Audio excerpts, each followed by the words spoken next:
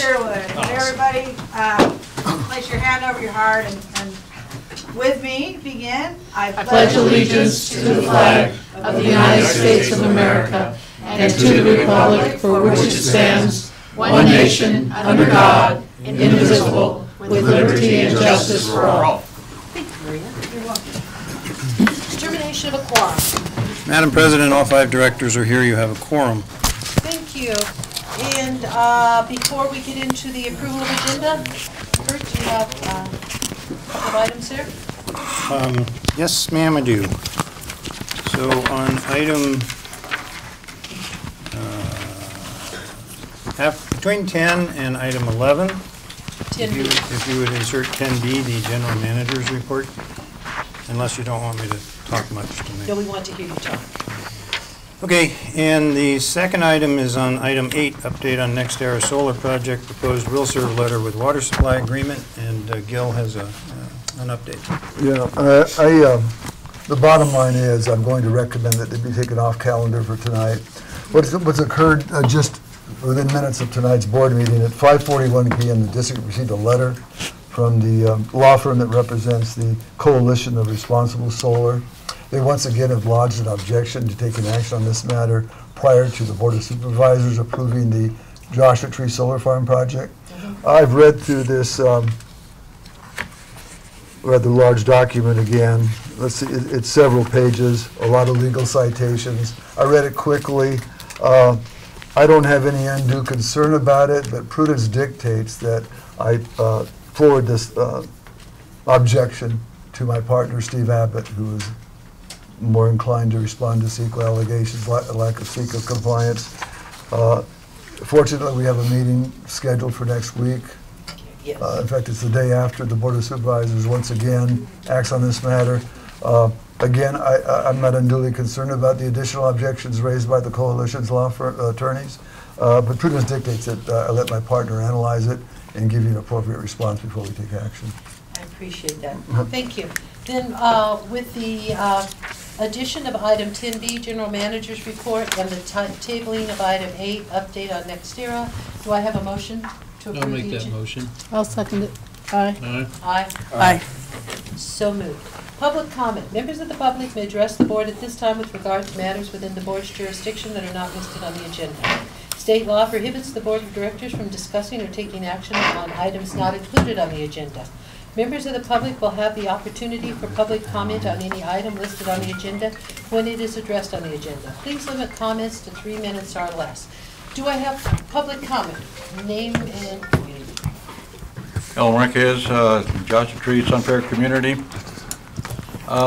This has to do with finances for the Joshua Basin Water District.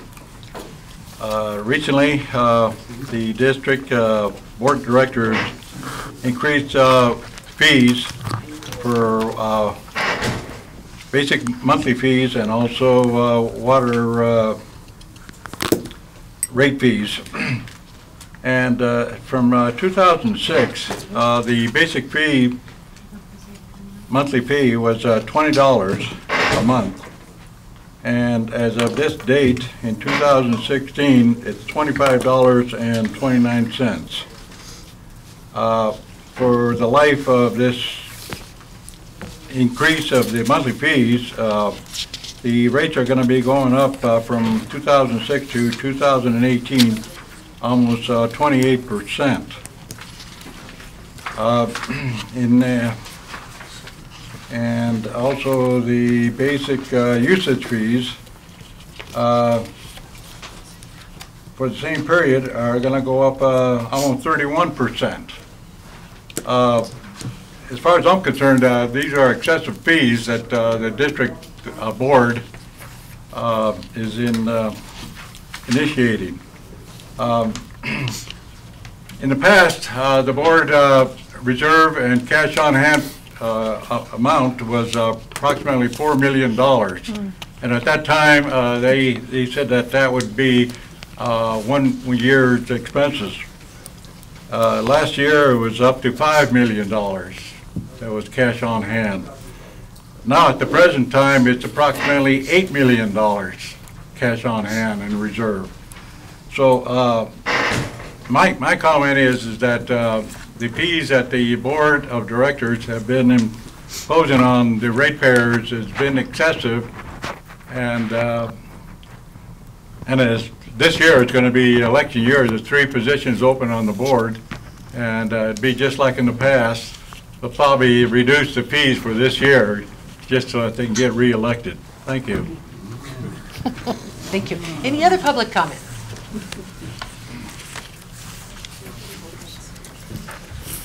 Well, I'm pleased that you postponed the item on next era because I had some comments about the agenda package.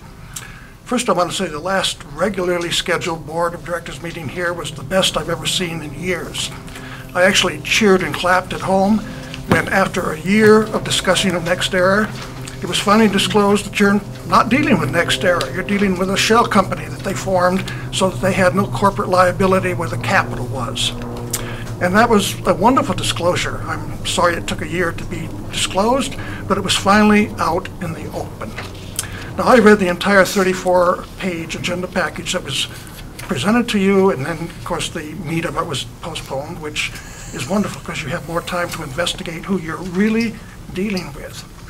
After we learned that we're not dealing with NextEra, we're dealing with JT Solar, on the package that was given you tonight, the name NextEra was repeated over and over and over, even though they indicated, or actually Gil's company indicated, they had no intention of signing the indemnity agreement with you.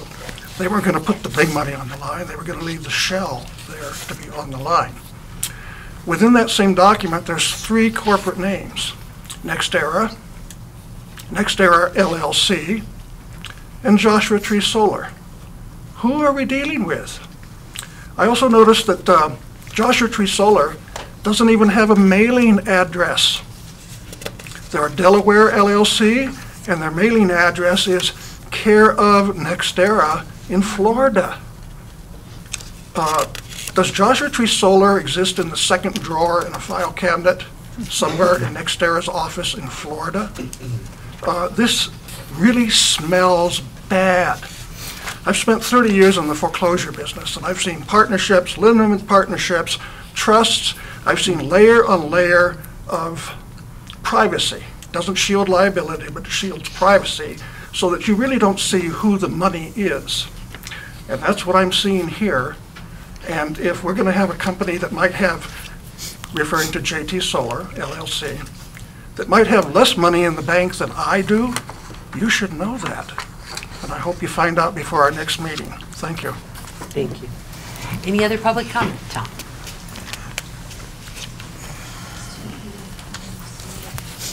Yeah, Tom O'Kee, Joshua Tree. I just want to add to what was just said, and that is that through this proceeding, the idea that NextEra has been the owner of record of this property. And I was thinking about it while we were doing our appeal to the county here, which of course this community is on the wire for. We raised the money, $1,400, and we've done an awful lot of work, hundreds of hours on just this one issue alone. And not once has the owner of record of this land been before this body to be notified, be included in the conversation, been asked any questions whatsoever with regards to their understanding as to the guarantees and deals that have been before them. You don't know when the real estate deal is ending. You have no idea as to what the real estate deal is. We went through pressure coming from the water district that caused a land merger for these owners of record. I think you've exposed yourselves to an incredible liability that they can turn around and says this all happens because of what happened here. And that goes directly to us, the ratepayers. And if you guys, want to do what's next, I'd be very cautious. I'm part of the messenger system that brought this document because we met these people. And I found out they're trying to act very genuinely. At first I was worried about their skullduggery and being involved, that they're going to get out of the game early as soon as they could force a settlement with NextEra being in this just as a roadblock, while we are really the genuine appellants in this matter. It turns out that maybe they're really on our side after all. But they did say that we should watch how we're walking, and I want to be cautious as a community that we pay attention to that. Thank you. Thank you. Any other public comment? Seeing none, consent calendar. Items on the consent calendar are considered routine in nature and will be adopted in total by one action of the Board of Directors unless any board member or any individual or organization interested in one or more consent calendar items wishes to be heard. Do I have any records? Anything for withdrawal? Do I have a motion? I move the consent calendar. Aye. Aye. Aye. So accepted. Item 7, presentation from Morongo Basin Conservation Association Desert Wise Landscaping Tour Spring 2016. Recommend that the board receive information from Claudia Saul of the MBCA for information only. Welcome, Claudia. Thank you for joining I did us. some packets. I'm sorry I wasn't here earlier to pass these out. Shall I give these to? Sure. I just bring them up to Oh, okay. There's one for each of you, and they're all the same. They're just an information packet. And some of them are materials we used. Well, good evening. I'm Claudia Saul, and I'm happy to be here, and thank you for making time. The packets are some of the information that we used on the tour, and then you'll see there is a, we have our essay contest in there, which was after the tour, and we did a, some of our media is in there that you have, and of course our thank you letter to everybody. This document here is sort of a after the fact. We tracked where our participation came from, and this year our goal was to break 300 this year, and we went to 336, so we're pretty happy about that. And it's the one thing I will say about the tour, it being in the 6th year. Every year we attract more folks to it, and so we have you know, really good feedback that you don't get to hear, and I wanted to share some of that from people who go on the tour, and some of the information that they give back to us is that we love the site owners. They teach us all kinds of things. Most of the sites are DIY, you know, so the folks that are the site owners can tell people how they achieve their very water-saving sites that are visited. And also in the program, which is in each one of those packets, and the inside has a legend of what water usage is. So we're very mindful of choosing landscapes that are very water, you know, water conserving. And we generally get those sites in the 1st and 2nd tier. So we don't use anybody that's in the higher tier. Sometimes some of the old sites will float into the 3rd tier, like in the case of George Huntington, had a whole family move in, so their water rates went up for that period of time, but that'll be coming back down. And you know, this is a public education. It's not just fun. It is fun, but we're really serious about the public education part of it. We have an energy component. We have a little icon that tells folks which ones have renewable energy, and now we've used this new little icon that's a carrot, and that's to let folks know that there's some vegetable growing on these sites, all still being very water wise. So we kind of respond to our audience afterwards, gives us information, little pointers, what they'd like to see. And one of the things that was pretty chronic for the last 3 years is they wanted to see 2 days. And so we finally felt secure enough in putting this program on that we ventured out and did 2 days. So we did an East End and a West End tour. And one thing that did happen is that more people were able to visit the sites, so the site owners had a higher visitation, averaged around 80 people a site, because they were able to get to more sites and split them over 2 days. So that is something that we decided to keep. We've already planned our tour dates next year for the 22nd and 23rd of April, which is, I think, the last weekend or close to the last weekend. And I wanted to just also tell you about some of the firsts that we had beside the first 2 day. This is the first time we had such a generous and broad support. We had 4 water agencies. Everybody from obviously Joshua Basin, a water district, now 29 Palms has joined this. And of course Bighorn Desert View has always been a longtime supporter, and High Desert District came in about 2 years ago, so we're happy to have them. And we also got Edison again this year, so they're happy to, we were able to share our materials with them, and they came on as supporter. We had the highest number of volunteers this year. Obviously, we needed them to put this event on, but we had like 45 volunteers. And our volunteers are, a lot of times people come to us that have been on the tour. They think it's so great that they want to help us out and become docents. And, you know, we have docents at each site so that they are able to help the owners with traffic and things like that. And after the tour, we had been soliciting, we've been trying to get into Westways or Sunset Magazine, and, there's just so much competition for that. But Sunset did do an article. You have a copy of it in your folder. It was really after the tour. We're not named in it, but the picture was taken on the tour by our Sunset photographer, who is from the Low Desert, Carolyn Grayshock, and she submitted it with some information, and it basically talks about Water-Wise, but the site is in the Joshua Basin Water District, so it was Brian Leetart's, and it was really photographed nicely. So, woohoo, well, maybe we'll actually get a real article on the Desert-Wise landscape tour. I forgot to tell you that the Desert-Wise Landscape Tour in the beginning is a program under the Morongo Basin Conservation Association, which I am a director on, plus I am the program director for this outreach. And again, like I said, we started about 6 years ago, so now we'll be in our 7th year. And we've got some credibility and support, and Kurt has been very generous of making sure that we have some monetary support from Joshua Basin, and I know you've got a lot of other education going on in your district, so we really appreciate that support.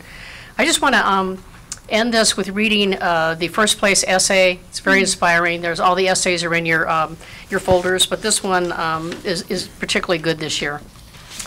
Morning light warmed our backs as we coasted in Morongo Valley. A recent high desert arrival, I eagerly anticipated learning to work with the water-wise plants that thrive here, and I was certainly not disappointed. I discovered a rich variety of beautiful, practical environments, all designed to fit within our local ecosystem. Some homes were lushly landscaped in a traditional aesthetic, while others took inventive approaches to outdoor art, employing the natural world as a medium of expression. There were homes with outdoor showers, properties with greenhouses, and entire outdoor rooms situated amid blooming native plants. We perused both simple and elaborate systems of solar power generation, as well as some truly ingenious water conservation techniques. And best of all were the wonderful conversations we had with hosts and docents and with our fellow tour takers. In the afternoon, we explored the wind-blown mesa, clambering among giant boulders to discover secret viewpoints that just happened to have the perfect seating arrangements in the windscreen scenic spots. Well, maybe not so secret after all. Throughout the gorgeous basin we roamed, soaking up inspiration, and there was one unexpected revelation. Ironic, because of what it drew me to this area in the first place, the rocks. From giant boulders to the finest grains of sand and every size in between, landscapers work with the mineral kingdom in ways both useful and exquisitely lovely. Rocks facilitate drainage. They're for sitting on. Rocks are art elements. Rocks are for weed control. They're walls. They're walkways. They're habitat enhancements. It turns out that rocks really do rock. As the evening light spread shadow and gold across the desert floor, we headed home, grateful to these landscape artists for the generosity with which they shared their homes, their knowledge, and their journeys of discovery. Thank you, MBCA, for making it possible, and thank you, Joshua Basin Water District. We have an event coming up in September on the 24th. It's a Water Energy Nexus. It's a lecture series. It's going to be in the afternoon. Our event person is Marina West. She's leading that event, and you have a little flyer that give you a little information on it. Marina, did I forget anything? Any questions? I just want to say, Claudia, thank you so much. It just really fits in with our conservation message. And I've gone every year. I had the fun of being a docent one year, and the information that you get at each house is just amazing, each home. Yeah, we learn every year, and we add things into our program that, beside just the obvious ones to get to the map, but information, we're really about information. And this year we're able to really give a full page ad to all of the, a really nice, the program is small as you see, but everyone got a full page in color, and so that was really nice. And we reshot your garden, but really some of your original pictures were as good as what we did. So there wasn't much improvement that we could do. But anyhow, thank you. Rebecca. I'm looking, there's my flyer. For the sake of our viewing audience, would you please tell them where and when the event is in September on the 24th? Okay, we will have a press release out, but I can tell you that it's going to be at the Yucca Valley Community Center. I believe it's like from 1 to 4. We'll have some refreshments, and we'll have 3 speakers, and I think we're going to have a few of the local folks that are going to tell us about, specific water saving. Like I think there'll be someone on the rain barrels and just little testimonies beyond the 3 speakers we have. So September 24th, which is a Saturday in the afternoon, so you can all go to the farmer's market. Come see us afterwards. Come see us afterwards. Anything else? It was wonderful. Thank you so much for thank you. providing it for us. Thank you. Great day. I'll be back looking for some money again. Thank you very much. Thank you very much. Claudia. Thank you. Thank you for having me. Thank you. Yeah. Marina, please come up and say a word. Add to that. Marina West, Bighorn Desert View Water, and Secretary of the Morongo Basin Conservation Association. So what I wanted to share tonight was, we all have budget constraints, and we have to make decisions about how to conduct our individual outreach. And so that's why you don't see Bighorn at some events, and us being the smallest, it's a little more difficult, and without having a mandate, it's a little even more difficult to supply the funding. This tour is so great because somebody else does the work for us, mostly, and we have such a great cadre of volunteers. I mean, we really couldn't do it without them because they're committing a day, half a day. Now we're trying to do 2 days. And that was the other reason, is our docents never got to see the tour, and that helps with the 2 days. So what these events do, though, the 2 that Bighorn and Joshua Basin and others are involved in, is create that unified message. So we're delivering the same message, all of us together, about conservation and ways to behave with our water footprint. The other event that I wanted to bring up that I'm really proud of is the Water Education Festival that you participated in also. It was our first event, and this one, we educated over 300 8th graders. And it was a great event. I know that this coming year in May we'll do it again. We did get a smaller grant from Mojave, the AWAC program, but we hope we can pull it off with the money we've been provided. But that's another one where, as neighboring agencies, we're working together, and I think it's just a really good thing for all of us. Because there can be a lot of controversial issues, and so it's always nice to say, on these things we're together and we all speak with the same message. So thank you very much for your time. Thank you, Marina. Appreciate that. Okay, item 9, standing committee reports. Finance committee, do you have anything to say from our last meeting? We welcomed everybody that joined us going over the Finance Committee. And Water Resources talked a little bit about dead-end lines. Do you want to fill in anything on that? No, it was also a very interesting meeting. We didn't come up with anything final on either meeting. District General Counsel, wait a minute, Kathleen, have I missed you? Yeah, but since it's not there, I can't. Oh. We had a meeting this morning. I know. I'm sorry. I know. We left you off the agenda. I don't know how that happened. I know. I saw Someone Boy, else I'll was tell left you, off. that's definitely going to be in your job evaluation.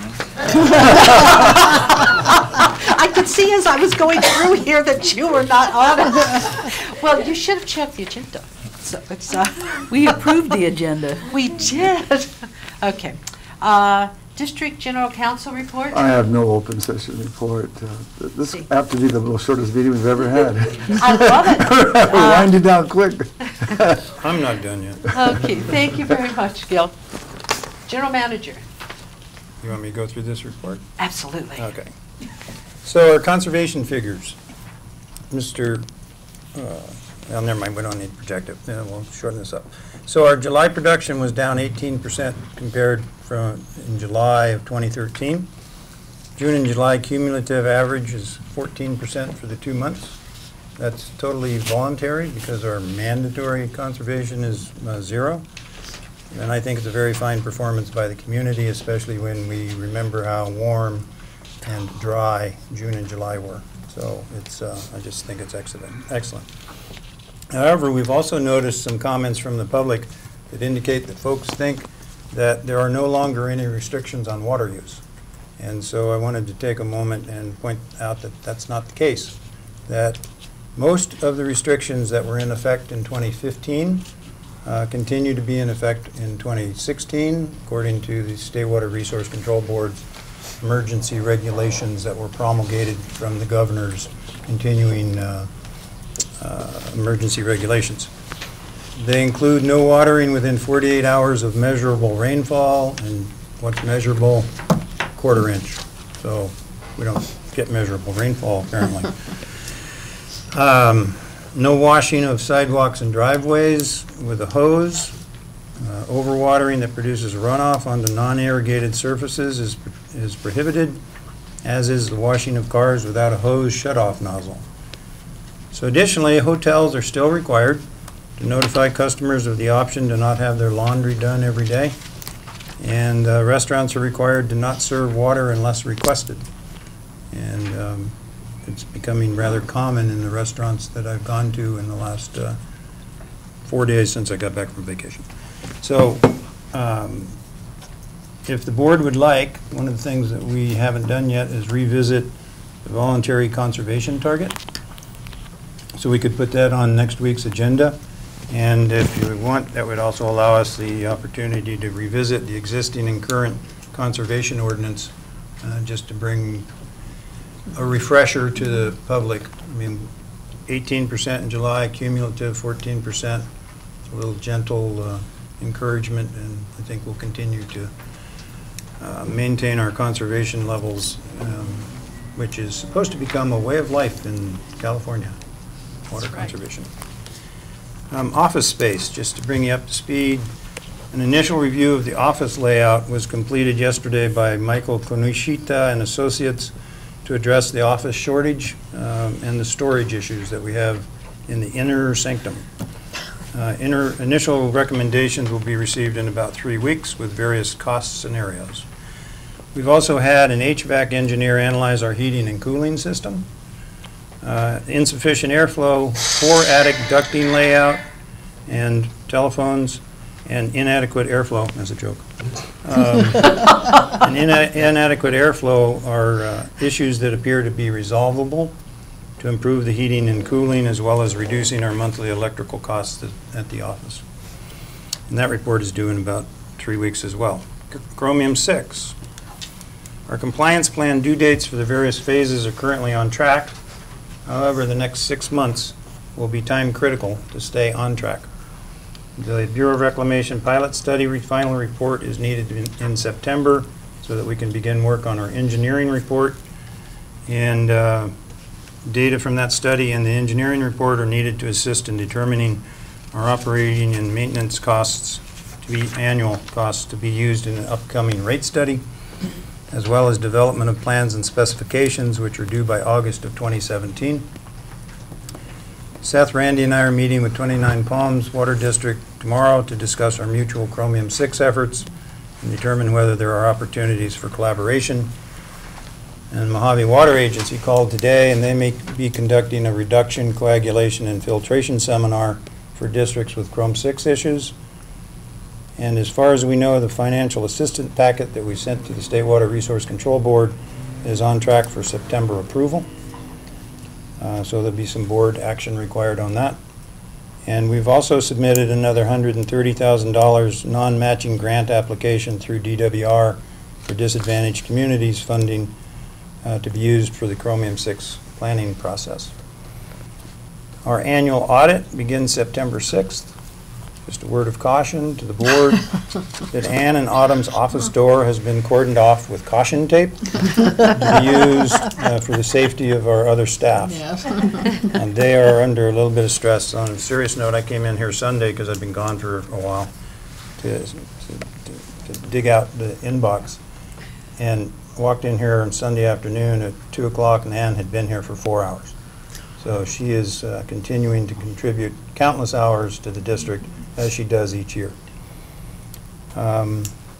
Sustainable Groundwater Management Act, University of California, Davis, through its online extension services, is tentatively scheduling 3 classes for managers on the Sustainable Groundwater Management Act, 2 in the fall and 1 in the winter. I'll keep you posted on that. And Marina, you'll find this last one interesting. We've received a follow-up letter from BLM requesting that we justify our request to have the annual lease amount reduced, delayed, or removed, and that's due by the end of August. And Marina and I will be talking because I'm curious if you got the same letter. About 2 months ahead of you. Aha. Maybe it's a different letter. Good. We'll see. So there's a few things going on other than NextEra, and we're kind of busy. So, do you have anything else, Susan? I don't know. Mr. Seth? End of report. Thank you very much. Moving right along, item 11, future director meetings and training opportunities. The ASB-CSD meeting, there's no meeting for August. Mojave Water Agency Board of Directors, August 11th, tomorrow. Nikki will be going to that. San Bernardino County Water Conference, which is Friday, August 12th. Several of us will be going to those meetings. Directors' reports on meetings attended, comments, future agenda items. Start with you, Rebecca. Yeah, we did have a public information and a legislative meeting this morning, and some of the things that Kurt brought up were things that we did talk about, and also, yes, to look at the coming up with that rate for conservation. We had talked about it a couple meetings ago, and yeah, I had put it on my future agenda items on that, and that's it. Very good. Mr. Johnson. Anything to report? I don't have anything either. I was also on vacation for most of that time. Director Reynolds. I wish I could go on vacation. I would love to report on that. I don't have any meetings to report either, but I would like to thank everybody who came tonight. Marina and Randy, golly, you made that trek all the way up to here for the visit, and I hope it was worth your while. Yeah, long cold. And short meeting, wow. Oh, it's lovely. It's Let's- time for your dinner almost. Good heavens. It is short. Right. That's all I got. Yes, thank you. I did go to Mojave Water Agency meeting, and a couple of items on there. One, they're working with the Rural Water Agency to, again, get grant funding for disadvantaged water agencies and small water agencies of $200,000 plus other grant money. So it's always worthwhile to go to the meetings and see what's going on. And I think it's also important to say, obviously, when it comes to the finances, we're working, waiting to do a lot of stuff until we see how Chromium-6 rolls out, because we have to be in the best position to deal with that when we get those final numbers, and that's going to be in the millions of dollars, not in the hundreds of thousands of dollars. So you might think that we have a lot of money, but that money is, with our requirements for Chromium-6, is not going to look too impressive as we get further on. And of course, we have pipe replacement coming up. There again, a lot of stuff we're going to wait and see how we do with Chromium-6. And I want to thank everybody for coming. It's really great to see a full audience and share everything that's going on. Feel free to stick around for a few minutes and chat. And do I have a motion for adjournment? I move we adjourn. I'll second that motion. Aye.